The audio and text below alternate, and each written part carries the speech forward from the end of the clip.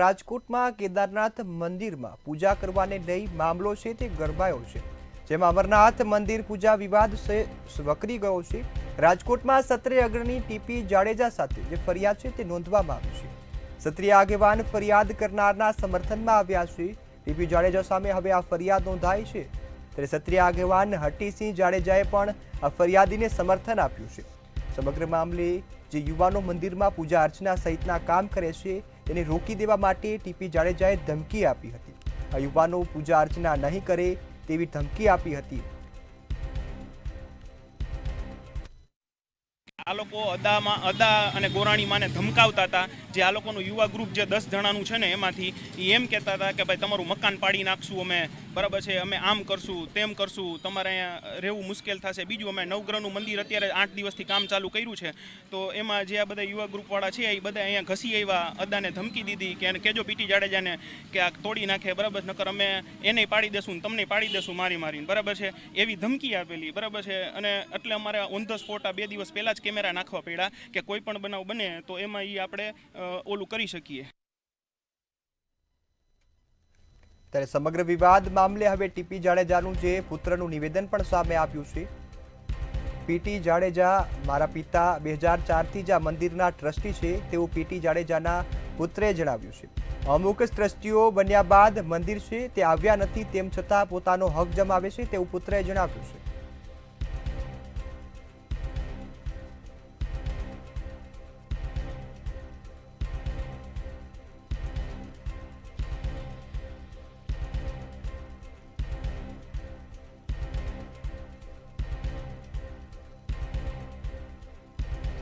સંવાદદાતા ધ્રુવ કુંડેર લાઈવ જોડાયા છે। જી ધ્રુવ, જે આ ઘટના સામે આવી છે જેમાં હવે ટ્રસ્ટીઓ સામે વિવાદ ઉભો થયો છે, શું વિગતો?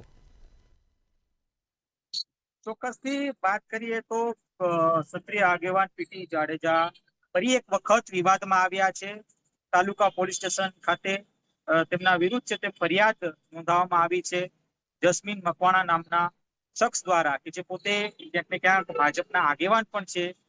તેમના દ્વારા ફરિયાદ છે તે નોંધાવવામાં આવી છે।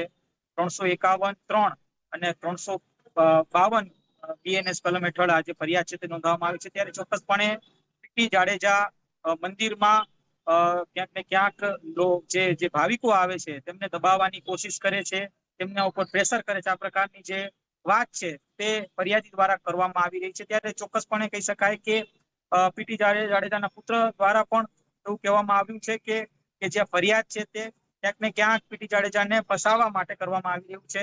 પીટી જાડેજા તરફથી કોઈ પણ પ્રકારની આ પ્રકારની જે ગેરરીતિ છે તે કરવામાં નથી આવી, આ પ્રકારની જે પ્રતિક્રિયા તેમના પુત્ર આપી રહ્યા છે। ત્યારે સામા પક્ષની વાત કરીએ તો પીટી જાડેજા સામે છે તેમને ફરિયાદ નોંધાવી છે જસ્મીન મકવાણા, અને આ સાથે કહી શકાય કે જે હટીસિંહ જાડેજા દ્વારા પણ જે પ્રતિક્રિયા છે તે આપવામાં આવી રહી છે કે પીટી જાડેજા છે તે પોતાની મનમાની કરી રહ્યા છે। ખાસ તો એક ગ્રુપ છે તે સોમવારે આરતી કરવા માટે આવે છે અને તેઓને રોકવામાં આવ્યા છે, એટલે કે તેઓને પીટી દ્વારા એવું કહેવામાં આવ્યું કે જો તમે હવે આરતી કરવા આવશો તો લોહિયાળ ક્રાંતિ કરવામાં આવશે મારા દ્વારા। આ પ્રકારની વાત ક્યાંક ફરિયાદી તરફથી કરવામાં આવી રહી છે।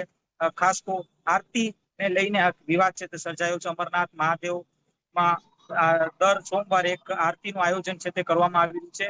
ખાસ તો યુવાનો ભેગા થઈને એકત્ર થઈને આરતી માટે આવતા હોય છે, અને તેમાં જ કહી શકાય કે પીટી જાડેજા છે તે ત્યાં યુવાનો એકત્ર ન થાય તે પ્રકારનું જે પીટી જાડેજા દ્વારા એક જે ફરિયાદીને કોલ કરવામાં આવ્યો હતો, સમગ્ર વિગત ક્યાંક ને ક્યાંક ફરિયાદી દ્વારા મંતવ્ય ન્યૂઝને આપવામાં આવી છે।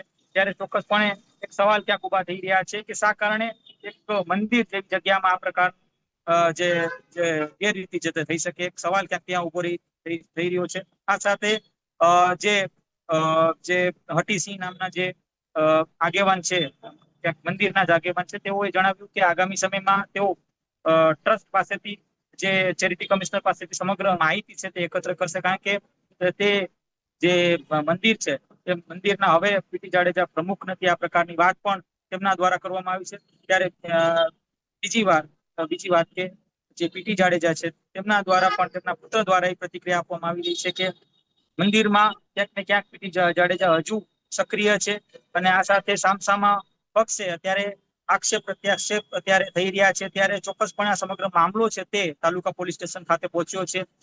ક્યાંક ને ક્યાંક પ્રીતિ જાડેજા ટ્રસ્ટમાં જે ફાઇનાન્સને લઈને ક્યાંક ને ક્યાંક ગેરરીતિ કરે છે, આવી પણ જે આક્ષેપ છે તે લગાડવામાં આવી રહ્યા છે. ત્યારે હાલ આ સમગ્ર જે વિવાદ છે તે ફરી એક વખત વકર્યો છે. પીટી જાડેજા ક્ષત્રિય આગેવાન છે તે ફરી એક વખત વિવાદમાં આવ્યા છે. આ પહેલા પણ પીટી જાડેજા છે તે વિવાદમાં આવી ચુક્યા છે.